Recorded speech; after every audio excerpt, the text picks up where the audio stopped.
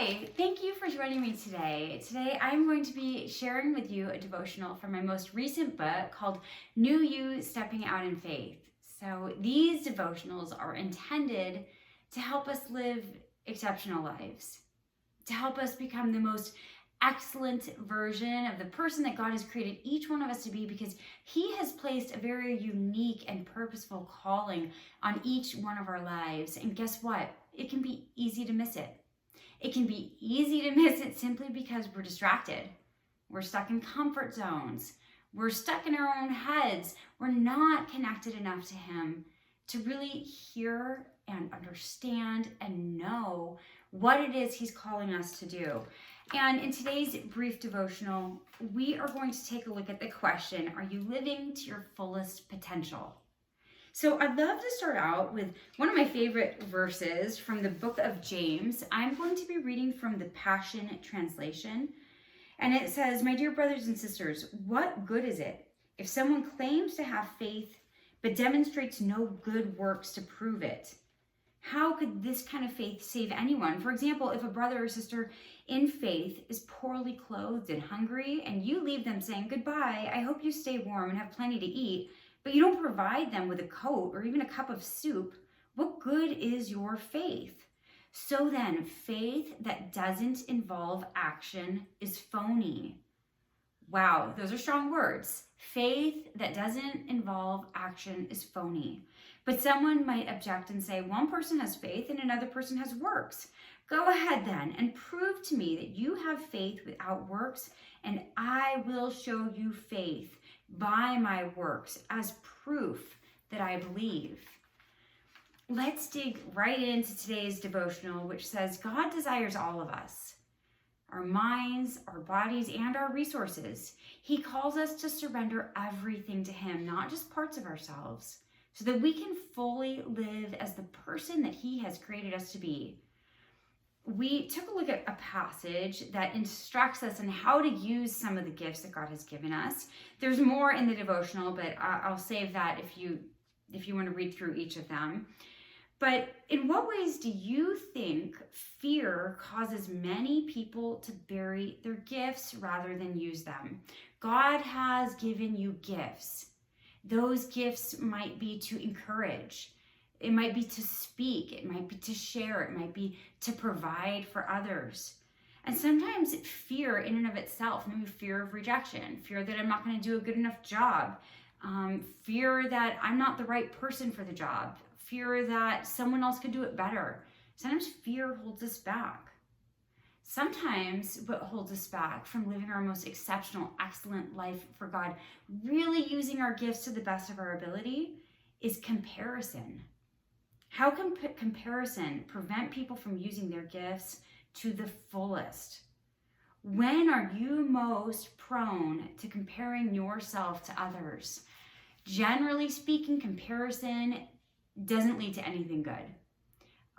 It probably leaves you feeling like you're falling short in one area of your life. And what we do is we compare ourselves to certain people who have one thing nailed down. So I might compare myself to someone who's like nailed it in fitness, like fitness model, looks amazing. I might compare myself to another mom who's like homeschooling diva, and she's got everything pulled together, and it seems like she's running this well-oiled machinery home, and I feel like I don't compare to that. I might compare myself to an entrepreneur who's, built an amazing company and has launched something and done something huge.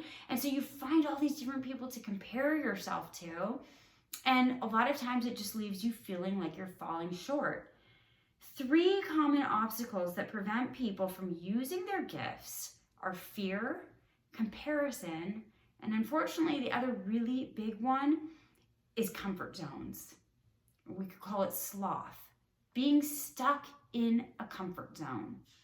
In our day and age, it's oftentimes also just distractions. Distracted by our phone, distracted by TV, distracted by social media. Distractions and comfort zones can waste a good amount of our time and oftentimes can hold us back from becoming our most exceptional, excellent self.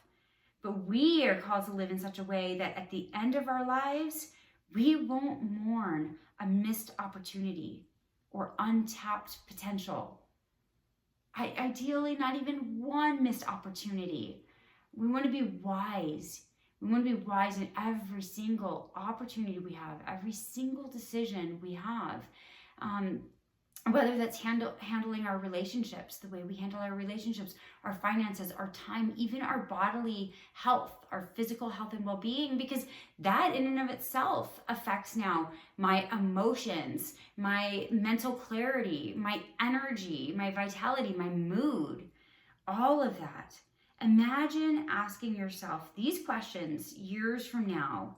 What might have happened if I trusted God enough to use my financial resources to be generous, more generous? What might have happened if I trusted God enough to be more daring in using the gifts that He gave me? What could have happened in my relationships if I trusted God enough to be fully loving and honest, maintaining a servant's heart, meaning that I always considered myself just a vessel to be used, His love working through me to bless my relationships? What could have happened with my character if I had been willing to change, grow, acknowledge sin and temptation, and stay rooted in the Lord? If you had to choose one thing you believe God placed you on this earth to do, what would it be? If you had to choose one thing, what do you think God has placed you here on this earth for? What would you like to be remembered for? If you were to pass away tomorrow, what would you want people to remember you for? Can you identify ways that fear, comparison, or comfort seeking have held you back from reaching your fullest potential? And which of these obstacles is most problematic for you, and why? You might find that different areas of your life, these different obstacles apply. So for example, maybe when it comes to your professional growth, fear has held you back the most. Maybe when it comes to your own physical health and well-being, comfort zones hold you back the most. Maybe when it comes to your relationships, it's comparison that has been most problematic for you. What could you begin doing today to move closer to becoming the full version of the person God intends you to be?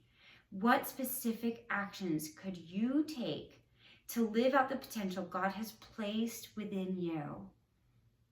I'd like to encourage this closing prayer to just close your time in prayer and ask God to reveal where He is calling you to grow or change, and to give you the courage to step out in faith, overcoming the barriers that hold you back.